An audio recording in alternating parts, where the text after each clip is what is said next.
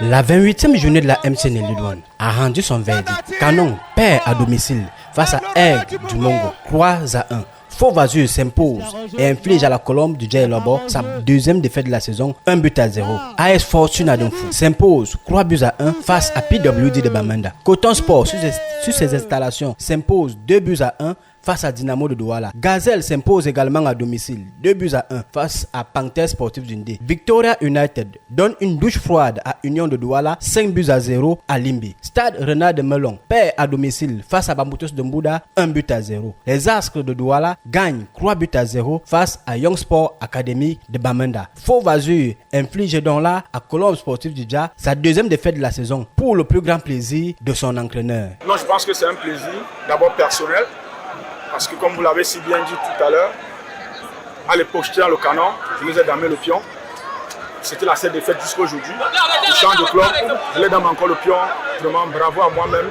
Et surtout bravo aux gars parce que ça fait à peine 2 semaines que je suis dans cette équipe. Cette victoire, je l'ai dit d'abord au président parce qu'il fait beaucoup d'efforts pour cette équipe.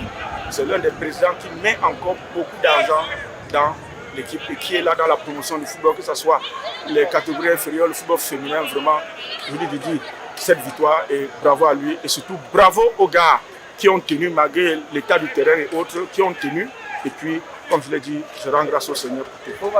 Du côté de Colombe, coach Toa a déjà tiré les leçons de la dite défaite.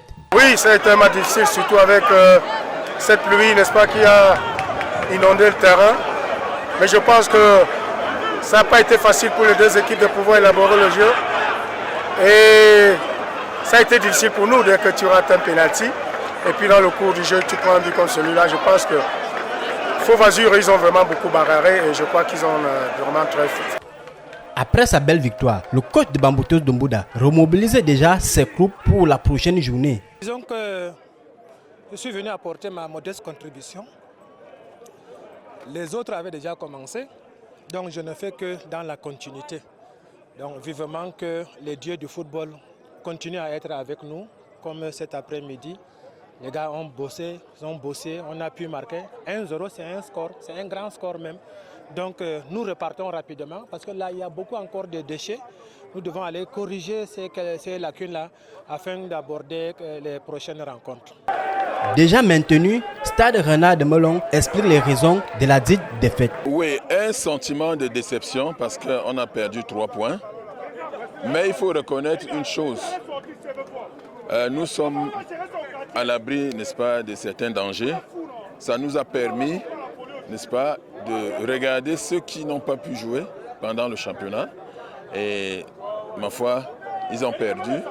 Mais ça a permis que nous regardions plus loin et que nous sachions que l'année prochaine, on aura besoin de X et on n'aura pas besoin de Y. C'est un peu ça. Au bout de cette journée, nous avons donc comme classement Colombe Sportif du Djei Lobo, déjà assuré d'être champion avec 60 points. La bataille se poursuit au niveau de la deuxième place qui est qualificative pour la Coupe de la CAF. Gazelle, 51 points. Coton Sport, 51 points. Panthère Sportif d'Undé, 49 points. Vont donc batailler dur pour cette deuxième place. Au bas du tableau, du 7e Faux Vazur avec 38 points à Bambutos de Mbouda, 14e avec 29 points. Tout le monde peut encore descendre en Ligue 2. Car Ascq avec 32 points et Bambutos avec 29 points sont pour le moment les deux relégables.